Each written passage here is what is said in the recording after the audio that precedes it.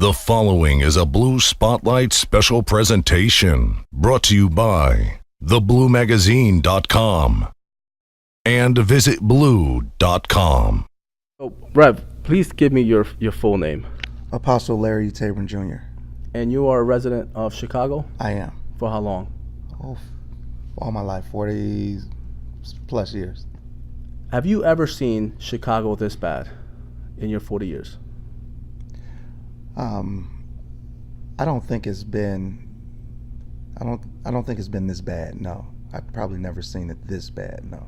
I think in the last 3 to 4 weeks there've been over 50 shootings consecutively. Yes. Over the weekend, and obviously the deaths, I don't have the numbers, but they're high as well. Yes. So you've never seen it this bad? Not like this consistently. Chicago's always been a crime city, but as far as the shootings and the deaths, there were 57 shootings and 11 deaths one weekend, and then there were 65 shootings and 9 deaths the following weekend, and so it's becoming like an epidemic almost. You just said last night there was a shooting right here. Last night, right where we're sitting, right outside the door, there was a shooting, and somebody did get killed. The yellow tape was around the building. Why do you think this is happening? Well, I mean, I have a number of reasoning by being a community advisor and a community activist, and dealing with intergovernmental affairs. I have a number of reasons why I believe it's happening in our city, and I'm going to just focus on Chicago and not nationally. First, there's a large number of firearms that's being, for some reason, deposited into the city of Chicago, and we have to deal with legislation and put a grip on that. Now, where are these firearms coming from, though? The trains. I have some very good information of young people who get their ammunition off the trains. Well, you mentioned the trains. In which way? How does that work? Well, I'm taking it that it's leaving the manufacturer, going to a distributor or whatever the case may be, by way of train. CRX, Pacific Union. And they're passing through Chicago. And they're passing through Chicago, and they stop. Okay. And wherever they're stopping at, the trains are being hit, or we'll use the word, there's theft taking place on these particular trains, and guns and ammunition is being removed from those trains. And then from there sold on the streets. On the streets, okay. Yes. And now, how long have you felt this issue with the trains been happening? Is it just recent? Is it years? This is a recent conversation. Not saying that it hasn't happened before, mm-hmm. But when you're trying to find solutions, and you're like, well, where are these guns coming from? How are we getting bullets that can penetrate vests? Mm-hmm. Where's this stuff coming from? And so you have to do a trace, and so we're tracing, and it comes to the fact that when you see a 11 or 13-year-old walking down the street with a cart, and you say, what's in the cart? And he opens up the cart. Oh, it's just a bunch of 45s with no springs in them. We didn't grow up like that. Mm-hmm. We didn't know that 45s had springs in them or not. And so, and they're coming off. They're coming off the train. So, and they're putting these guns on the streets. And here's the irony in all this: we do major gun turn-ins in the city of Chicago, and you can go to a police district or a church, and they'll have a major gun turn-in, and gun turn-ins, they come out tremendous. You'll get 400 or 500 guns that's turned in, but then you turn around and there's 4,000 or 5,000 guns on the street. Mm-hmm. 11-year-olds can't walk into a gun store and say, I want to buy a gun, but yet we have a number of teenage shootings here in the city of Chicago. You mentioned there was a shooting of a 15-year-old that was killed by a 13-year-old. Is that? Yes. We had a basketball game on last weekend, and a 15-year-old was killed through a verbal altercation, and an 11-year-old was shot. And come to find out that the shooter was about 13 years old. Are these kids able to buy these guns in the streets much easier than any other place? Is that what you're coming to? Buying a gun in the city of Chicago is like going to get some water. It's that easy. You can walk right around the block from where we are right now and buy a gun. What do you feel is, I guess, are steps that could be taken to eliminate this problem or help eliminate the problem? Well, our issues in Chicago is no different from anybody's issues. Baltimore have issues, Detroit, New York, New Jersey, major cities, California. We all have issues, but since we're in Chicago, one of our issues is housing. Another is education or trade, and of course, I think the number one issue would be mental health.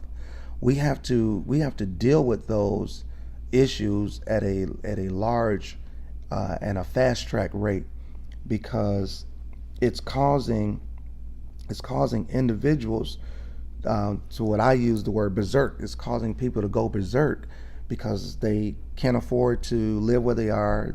They're not eating.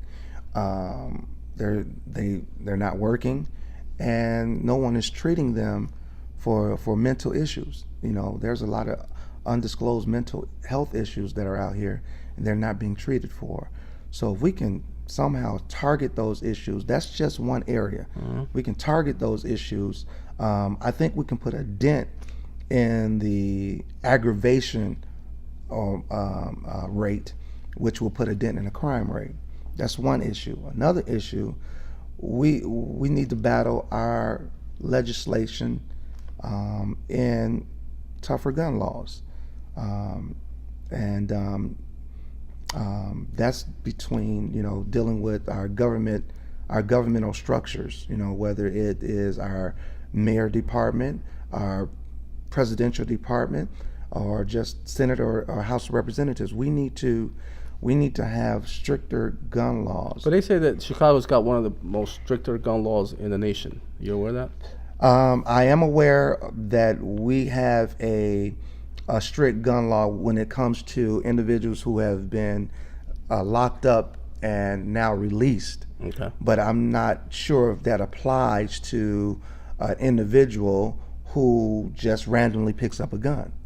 Gotcha. Yeah. Since you have Mayor Emanuel, do you believe? Let's just take the facts. Okay. Over 50 shootings in the last 4 weeks. Obviously, a lot of deaths, and the instability now in the streets with the crime. Do you believe your Mayor Emanuel, has failed, or is failing as a mayor? I believe he's failing. I do believe he's failing. I do believe for every problem there's a solution. I don't believe that there's not a solution for this problem, and I do believe that he has the ability to curb all of this. Today, he doesn't have a good relationship with the Trump administration. Therefore, he is not, or has not allowed to the federal government to help and assist here in Chicago because of his relationship with the Trump administration. Do you believe that is a good move? Absolutely not. Absolutely not. This epidemic worldwide is an all hands on deck move. If our president has a solution, if he has a solution, then I think we should implement his solution if he has one.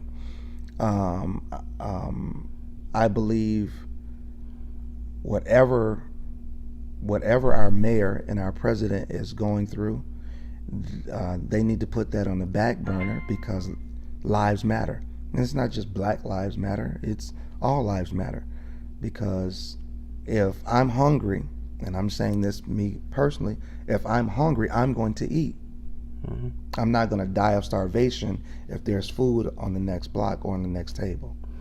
Do you believe our President Trump could help Chicago? I believe he has the ability to do that. Yes, I believe, if he can go and speak with President of North Korea, if he can deal with areas in Syria, I believe that he has the power to help a little small city like Chicago.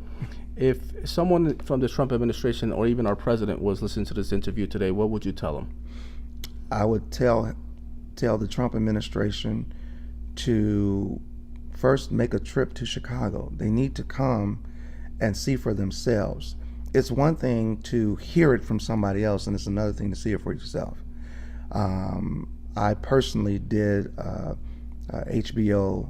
I don't know if I could say this on you. Yeah, absolutely. Okay. I personally did a HBO documentary in the beginning of 2017 to invite the administration here to the city of Chicago. It was something that was supposed to take place but never did, so that they can walk through the inner city.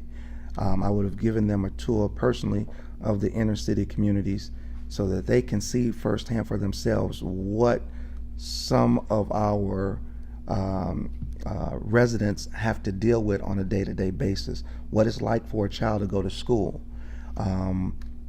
how individual gets by day to day, what it's like for a mother to sit on her porch, in the city of Chicago. We're not ignorant. We're not deaf to the fact that, some of these problems we create ourselves, and I'm talking about black on black crime, we create ourselves. But then there's other things that we need help to curb or delete some of those problems as well. And I believe the Trump administration, they can do it because they have the power to do it. Chicago is a Democratic-run city. Mm-hmm. Obviously, some people have issues with our president. Yes. And let's just say the Republicans. Yes. Do you think that would be an issue if our president came to Chicago? I mean, would the people, in your opinion, would they be welcoming? Would they be hostile? I mean, what would be the Well, feeling? the city of Chicago at large has always been a city to do it themselves. So if our president was to come, he would have to come with solutions and not talking. I think the days of talking is over. We sit in meetings day after day, week after week, whether it's here in Chicago or in Washington, D.C., making plans and adjustments to what we're going to do. And somehow or another, it never gets down to us actually doing it. And so I think if he came to Chicago, he would have to come strategically with solutions of action. Mm-hmm. Solutions of action, and not let's sit down and have a meeting. And I believe if he did that, it would be more receptive versus I want to talk. I don't think anyone want to talk. Rev, what it's like for a kid or for a grown adult to live in the streets of Chicago in this, what is this, Madison Ave or Madison It's Ave? Madison Street. Yeah. Madison Street. What is like? I mean, we've driven around here and it looks like a pretty tough neighborhood. But one thing is to drive around, and one thing is to actually live here, to eat here, to breathe here, to mingle here. Mm-hmm. Just describe more than what we can experience. Well, I'm not going to lie. The city of Chicago at large is a place that you have to be on alert. Whether you're on the beach, you're downtown, you're in the inner city, you have to be on alert. Madison is a street that you would have to be on alert more so than downtown Chicago. You can kind of like relax a little bit downtown because it's a less hostile environment. You have a lot of hidden agendas on a street like we're on right now, because it's a main street going through inner cities. You have crossfires with gangs, off of this street. Of course, you have, your thieves and every other element of destruction on this street. So you have to be alert. So for a kid, let's take a kid going to school, you can't be walking around not being able to hear what's around you. You can't be easily distracted, so you have to be watchful. You have to be watchful for the cars that's coming past with the tents on the windows, because you don't know if they're going to just randomly shoot, or if they can be shooting at another car and you just get caught up. You have to be watchful. If you're standing on the bus stop, you have to be watchful of somebody just walking up on you saying this is a stick up. So Madison is a major street here in the city of Chicago that it's a cross street for not only gang activity, it's a cross street for a number of crime that can take place. I saw a lot of driving through here. I saw a lot of just out in the open, people high on drugs. I mean, do you believe this is a place to raise a child? Well, you can't. Vice versa of city of Chicago, it's a great city to raise kids, because we have a number of great schools, a number of great institutions here, and it's a beautiful city at large. You are correct. Right around the block, right here, is a drug infested area, whereas people get high, but that would not deter a couple or even a single mom from raising her child properly in the city. We've had some great individuals to come out of the city of Chicago, and we have some great individuals that live in the city of Chicago, but I think in every area there is destruction, and you have to be trained, either by your parents or by some role model figures. You have to be mentored to be able to deal with and avoid those avenues of destruction, and you can be successful here. Where do you see Chicago 10 years from now? Wow. Chicago 10 years from now, I want to be optimistic and say that this will continue to be a great city. However, if we keep going at the rate that we are, we're going to destroy each other. There's unfortunately, I'm a funeral director as well, so we get a number during the course of a week. We might service 20 to 25 bodies a week. So that's 20 to 25 families. That's 20 to 25 friends, that we affect, and I'm just using those numbers that we affect a week. So if you start multiplying that by all the seats that you see behind you, that's a lot of people that's affected by death, by crime, by gun violence, being afraid to sit on their porch, being afraid to walk to the grocery store. You can barely let your kids go to the park because you don't know if they're going to return.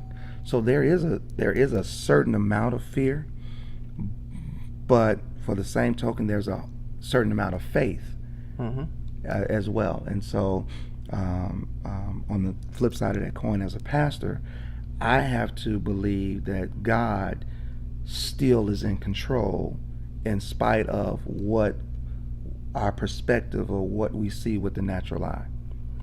True. There was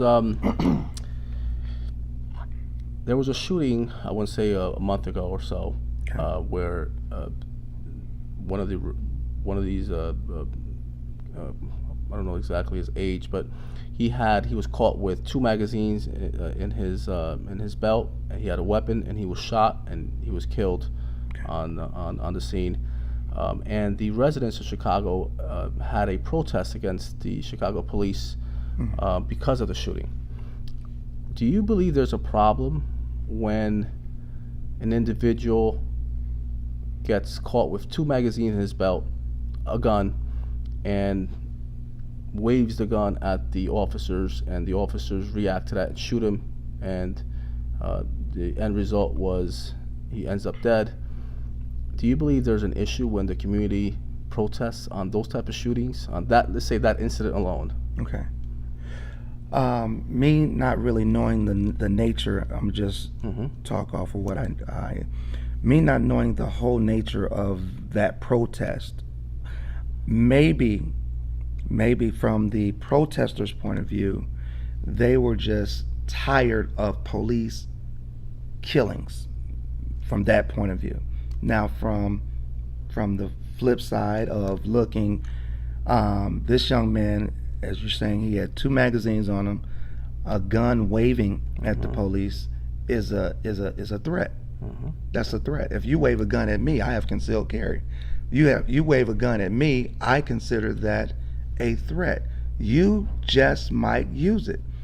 I have to formulate in my mind, are you going to use it or not? And am I going to let you use that gun before I use mine? And so there is a toss-up right there with that particular situation. Protesting, is no harm in protesting if you know the facts of the protest. But if we're saying that an individual has a gun and he's actually pointing and waving that gun in a hostile environment, that's grounds for disarming by any means necessary. Yeah, because I mean that was the issue, that we was just, some are confused that the community would protest on that. I mean, we obviously could all agree on unjustifiable shooting, but to have something like that, it was just off.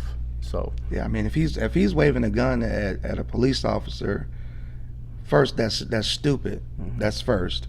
But that police officer wants to go home to his family as well.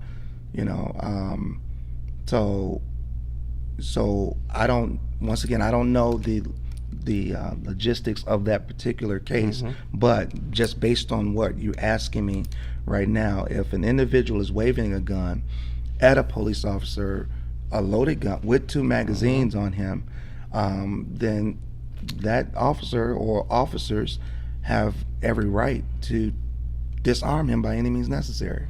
What message would you tell a cop, not just in Chicago, but on a national level, how to deal? Because every state and has cities that have high crime rate, or almost every state, I'm sure.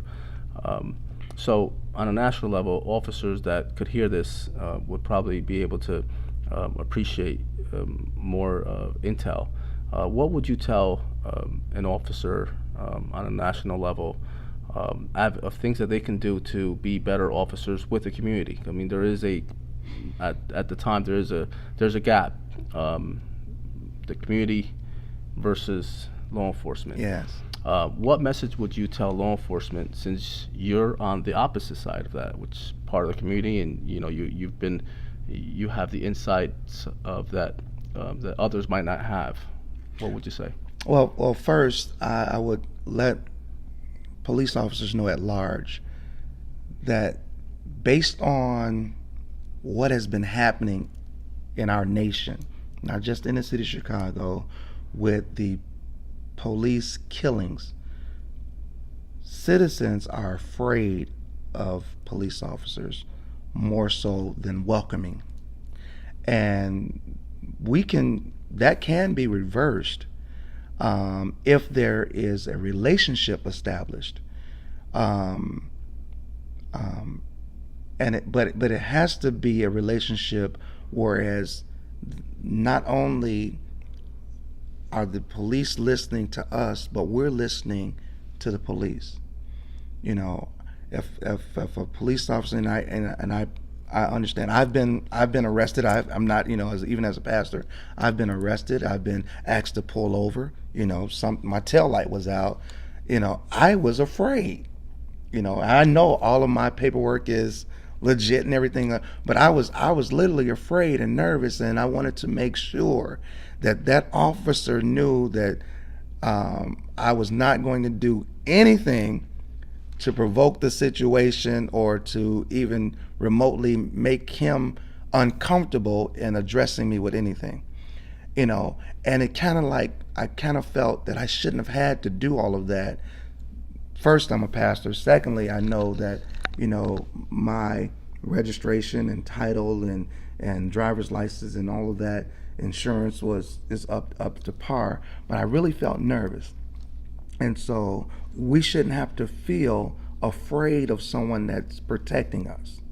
Now, on the flip side, someone that's protecting us shouldn't have to be afraid of us. If I'm here to protect you, then we should have a relationship where you know that I'm here for you and not here against you. And we have to do better in our communication or our dialogue so that we can understand that no matter if you're white, a white police officer, Hispanic police officer, black police officer, no matter if you're white, black, or Hispanic resident, we have to do better in our dialogue and in our communication with each other, with law enforcement as a whole. And this fear can be reversed. It can be reversed. And so on the part two to this is, if there's any way possible to use less lethal in situations, then it would make residents feel more pro police office, more pro police versus con police. If there's any way you can tase a person or use the rubber bullets or casement whatever, or sandbag bullets, whatever you have, less lethal to disarm and versus shoot to kill. So you believe the community would have a better time accepting someone got tased? Oh, most definitely. Well, they didn't. At least they didn't kill him. Well, they gave him 15 years. Well, at least he's still alive. It would really justify a whole lot of this craziness. Pastor, but what do you feel about the videos now that the residents in some cities are filming disrespect towards law enforcement? They're getting pulled over, they're filming it, and already they start with the disrespect. The officer can't even say anything at that time, but they're cursing at him, they're mocking him, just very disrespectful behavior, and they film it. What do you feel about those type of videos? Well, first, the police officer is human as well. I'm a pastor, and I have great compassion for people, but it's hard to chew when somebody's cursing you out, somebody's calling you out your name. It's hard to keep your composure in those matters. However, as a professional, you have to. Unfortunately, you have to. That's a very a very great sign of disrespect to badger a police officer, to film it, that the world sees that this police officer is being badgered and being verbally abused. No one should have to be subject to that. Nobody, However, I believe it's the First Amendment that gives people the right, freedom of speech. And so in those aspects, when we're in the public view, whether it's me or a police officer, the president, anybody, a person has a right to say what they want, but that doesn't make it right. because you have a right to say what you want. It doesn't make it right to film me being, or a police officer being, verbally abused or verbally attacked because we wouldn't want it done to us.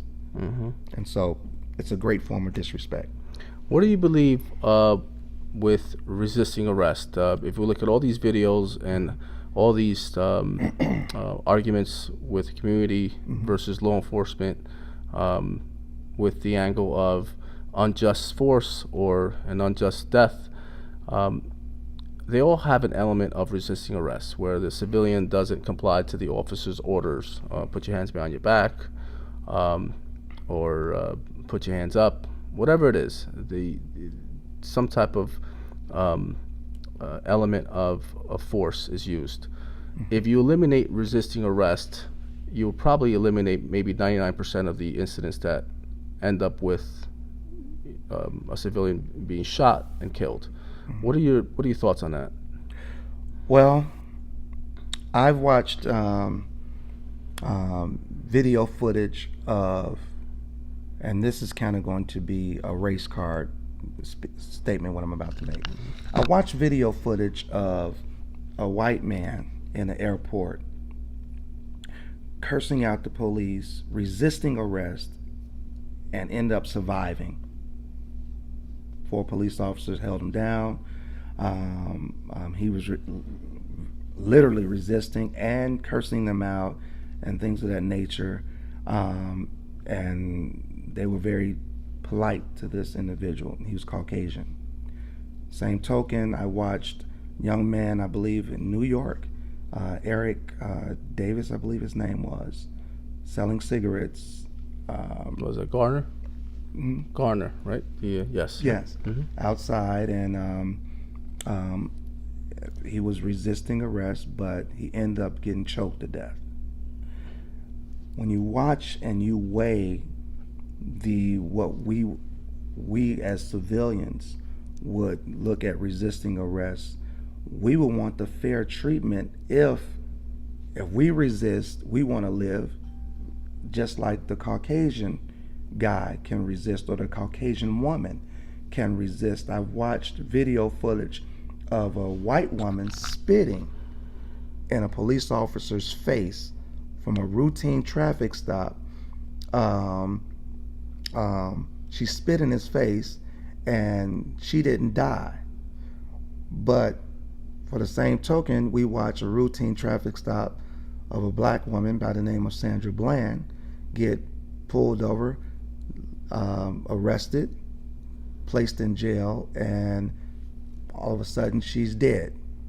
So I think the respect far as resisting arrest from our perspective is there's a different scale of what resistance is for one community versus another. Now, I don't think anyone should resist the police. I don't think anyone, whether it's me or anybody. The police officer says, place your hands on top of the hood, place your hands on top of the hood. No matter if you agree or disagree, because it's the safety of not only yourself, but for that police officer. Absolutely. I've absolutely heard police officers say, I'm doing this for both of our safety. I've absolutely heard that. And so to comply, to deaden any situation, whether it is a prejudiced police officer, an angry police officer, or a nice police officer, because nice can go nasty real quick if you are resisting or anything of that nature. So to alleviate a lot of those issues, I think residents should comply to whether the police officer is nasty, nice, or whatever, should comply to whatever his instructions is. If you're, and this is something that we teach in our church, if your license is good, your insurance is good, comply. It's going to be over with in a second. Once they run your license plates, once they run your driver's license, even if they don't say have a good day, they might, here's your stuff back, everything's okay. You don't have to question, well, why did you pull me over? You know, you don't. What was this all about? This some bullshit. No, I don't know what I'm saying. Because that antagonizes a situation. Just if you're going to deal with it differently. True. They have steps, I believe, that you can take to deal with a situation. If you felt mistreated by a police officer, they have OPS here in the city where you can go to, Office of Professional Standards, and you can file a report, file a complaint. And we just have to learn how to do things differently to digress a situation. But right now, the hostility rate is people are attacking people. And so, unfortunately, we're coming up on the short end of the stick. What would you like the people outside Chicago to know about the residents of Chicago? First, the residents of Chicago, we're not ignorant to what's going on in our city. We live here. We've endured Chicago fire. We've endured police riots. We've endured Martin Luther King marching, Martin Luther King's death. We've endured the projects of Chicago. So we've endured some great challenges here. This is a challenge. Now, the media has pumped this challenge up to make it seem as if this is the worst Chicago has ever been, and it's not. This is not the worst Chicago has ever been. Death affects everybody all across the country, whether it's here in our city or in your city. It affects everybody. We're not ignorant to black-on-black crime. We're not ignorant to drugs. We're not ignorant to dropout rate. We have a number of grassroots organizations here in Chicago that's working to build in all of those areas. We don't want to live in poverty. We don't want to live with walking past needles and weed bags and all of that derogatory drug paraphernalia on our corners and on our streets. So we are trying to curb. You have a number of pastors who have protested and shut down liquor stores in their areas, and it has worked. We have a number of faith-based leaders and a number of grassroots organizations that have marched and protested, and actually we've gotten things done. So there's a lot going on in our city to help our city. There's a lot going on in our black community to help our black community, as well as our Hispanic community, help our Hispanic community, and so forth. So we're not ignorant. We're not dumb. We're not fooled by the media. We understand that negativity sells. We understand that, but we are at a place that we need assistance. We need help. And I'm not talking about handouts as far as welfare. I'm talking about resources as far as mental health, housing, development, jobs, trades, and education. Those things build communities. It builds self-esteem. When a person who wants to stop selling drugs has an education or has a trade, they can actually stop and hustle that trade, if that's the word that they want to use. If they like the terminology of hustling is not just selling dope. Hustling could be I'm working 2 or 3 jobs, to make ends meet. And so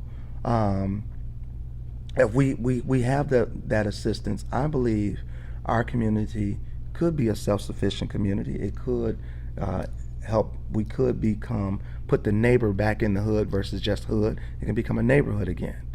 And so leading back to the Trump administration or our mayor, if they stop feuding with each other and get the job, get it done, it could